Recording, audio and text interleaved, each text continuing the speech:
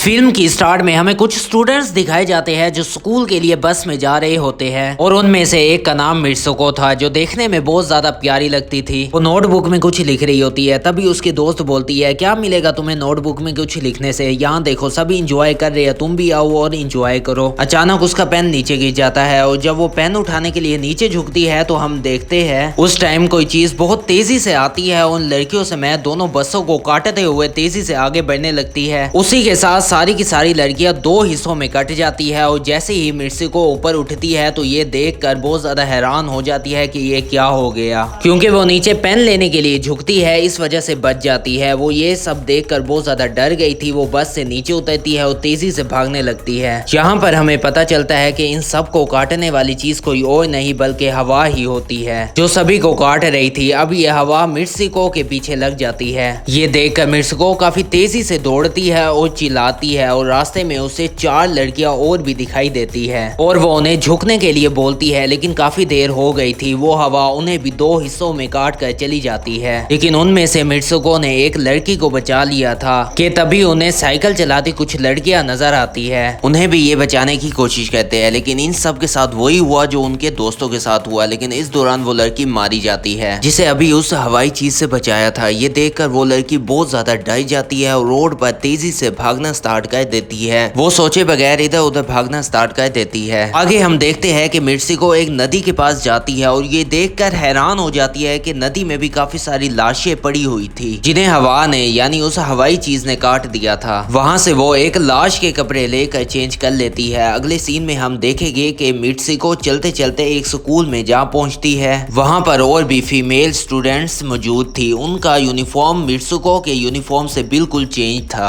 यानी ये भी था कि वो उनके स्कूल की स्टूडेंट तो नहीं थी। तभी एक लड़की मिर्सुको के पास आती है और उसे कहने लगती है कि तुम कैसी हो। दरअसल वो लड़की मिर्सुको की दोस्त थी, लेकिन वो उसे पूछती है क्या वाकई ही तुम मेरी दोस्त हो, क्योंकि मिर्सुको को कुछ समझ में नहीं आ रहा था कि उसके साथ ये हो क्या रहा है। वो काफी सदमे में थी। यहाँ पर हम ये भी जानते हैं कि मिर्सुको और उसकी फ्रेंड्स काफी क्लोज थी, क्योंकि वो एक दूसरे को काफी ज्यादा प्यार करती है। तभी वहाँ पर बहुत तेज हवा चलने लगती है और मिर्सुको डर कर स्कूल में चली जाती है। उसकी दोस्त को कुछ भी समझ नहीं आ रहा था कि ये हो क्या रहा है। वो मिर्सुको से पूछती है तुम इतना ज्यादा कांप क्यों रही हो और इतना ज्यादा डरी और सहमी क्यों हो, तुम्हें हो क्या गया है। मिर्सुको अपना बीता हुआ सब कुछ बता देती है कि किस तरह से एक हवा का झोंका आता है और उसके सभी दोस्तों को काट के चला जाता है। ये सुनकर उसकी दोस्त खिड़की खोलकर उसका हाथ बाहर निकाल देती है और कहती है ये देखो ये सिर्फ हवा है और कुछ नहीं। यहाँ पर मिर्सुको के दिल को सुकून मिलता है और उसे लगने लगता है कि ये मेरा ख्वाब भी हो सकता है। मिर्सुको की बेस्ट फ्रेंड 2 और दोस्तों को लेती है और क्लास को बंद करने का प्लान बनाती है। जैसे ही ये चारों क्लास के बाहर जाने के लिए निकलने ही वाली होती है, अचानक उनकी टीचर आ जाती है और उन्हें देख लेती है, लेकिन वो चारों बेस्ट फ्रेंड भागने लग जाती है और वो भागते भागते एक जंगल में जा पहुंचती है। वहाँ पर मिर्सुको की बेस्ट फ्रेंड अपने सभी दोस्तों को उसके ख्वाब के बारे में बताती है। तभी उनमें से एक लड़की कहती है कि हो सकता है ये सच हो, जैसे मिरर वर्ल्ड होता है जहाँ पर इस दुनिया से अपोजिट यानी उल्टा होता है। यहाँ पर वो कहते हुए तालाब में एक पत्थर फेंकते हुए कहती है कि देखो यहाँ पर मैंने एक पत्थर फेंका है, शायद मैंने उस दुनिया में पत्थर ना फेंका हो। और तभी तालाब में से एक मगरमच्छ निकल कर आता है और उनमें से एक स्टूडेंट को खा जाता है। फिर वो लड़की कहने लगती है कि देखो मैंने कहा था ना, जो इस दुनिया में होता है वो उस दुनिया में बिल्कुल भी नहीं होता और जो उस दुनिया में हो रहा है वो इस दुनिया में नहीं हो सकता। तो इसको भी उस मिरर दुनिया में मगरमच्छ ने खाया है, लेकिन यहाँ देखो ये बिल्कुल सही सलामत है। तो उसी जंगल में एक बिछा हुआ बेड नजर आता है। वो उसमें से तकिए को उठाती है और आपस में खेलने लग जाती है। इसके बाद उनमें से एक दोस्त बताती है कि हमें कुछ ऐसा करना होगा जो उस दुनिया में इम्पॉसिबल हो,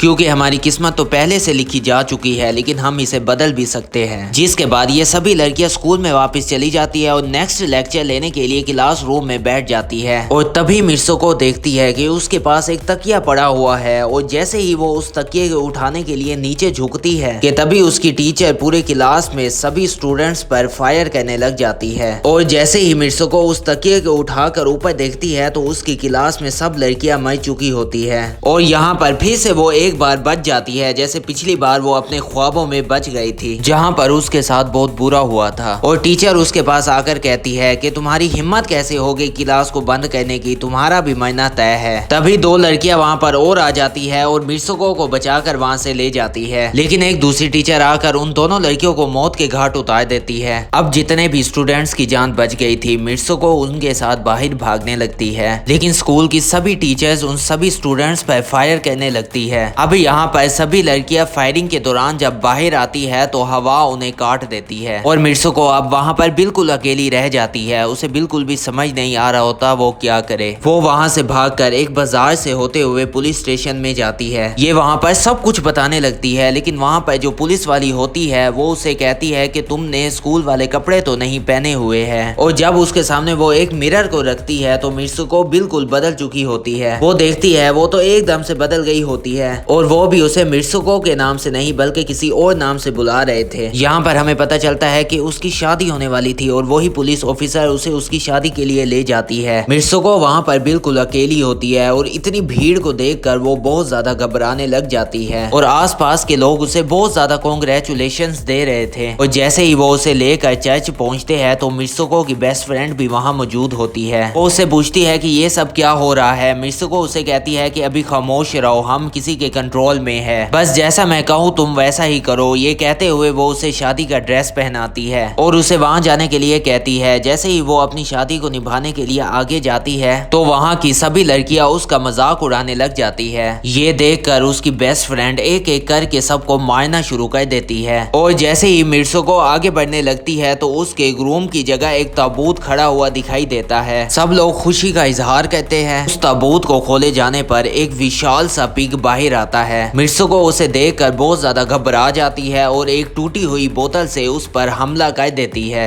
जिसके बाद मिर्सुको और उसकी बेस्ट फ्रेंड चर्च से भागते हुए बाहर आ जाते हैं। यहाँ गेट पर भी दो लड़कियां उन्हें रोकने की कोशिश करती है, लेकिन मिर्सुको और उसकी बेस्ट फ्रेंड उन्हें मारकर आगे की तरफ भागने लगती है। वो उस जगह से तेजी से भागकर बहुत दूर चले जाते हैं। उधर मिर्सुको अकेले दूसरी जानिब भाग रही थी क्योंकि उसे अब पता लगने लग गया था कि उसके साथ गलत हो रहा है। आगे जाते ही वो एक और मिरर में खुद को बदला हुआ देखती है। अब मिर्सुको जिस जगह पर मौजूद थी वही रेस हो रही थी। तभी उसके पास कुछ लड़कियां आकर कहती है तुम तो बहुत अच्छी रेसर हो, खड़ी क्यों हो, भाग क्यों नहीं रही। और जब मिर्सुको भागना स्टार्ट करती है तो खुद में एक एनर्जी फील करती है और रेस को पूरी तरीके से जीतने की कोशिश करती है। वो 11 स्टूडेंट्स के साथ रेस को जीतने की कोशिश कर ही रही होती है कि भागते समय उसे अपनी टीचर नजर आती है जो कुछ ही ऐसे पहले स्कूल में मर चुकी थी। उन्हें देखकर मिर्सुको के चेहरे पर हल्की सी स्माइल आ जाती है कि तभी उसी वक्त उसकी बेस्ट फ्रेंड भी वहां पर आ जाती है।